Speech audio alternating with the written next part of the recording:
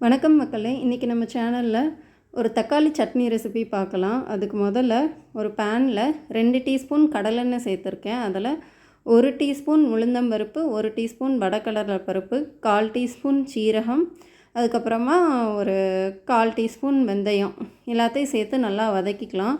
இது கொஞ்சம் ஒரு 2 மினிட்ஸ் வதங்கினதுக்கப்புறமா ஒரு 1/2 டீஸ்பூன் அளவுக்கு மிளகு சேர்த்துக்கலாம். உங்களுக்கு ஒரு வேளை மிளகோட ஃப்ளேவர் பிடிக்காதுன்னு நினச்சிங்கன்னா இதுக்கு பதிலாக நீங்கள் 2 காஞ்ச மிளகா கூட சேர்த்துக்கலாம். ஆனால் காஞ்ச மிளகாயை விட மிளகு உடம்புக்கு ரொம்ப நல்லது. அதனால் நான் மிளகு தான் எப்பயுமே சேர்த்துக்குவேன்.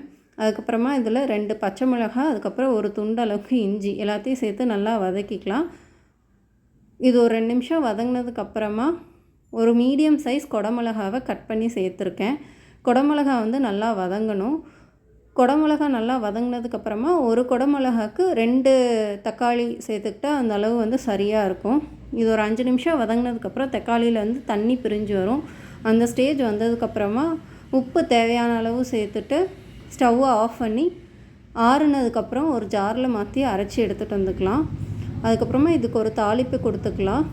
1 டீஸ்பூன் எண்ணெய், கடுகு உளுந்தம்பருப்பு 1 டீஸ்பூன், அப்புறமா கருவேப்பிலை சேர்த்து தாளித்து கொட்டிட்டா பூண்டு வெங்காயம் சேர்க்காத சட்னி தயார்.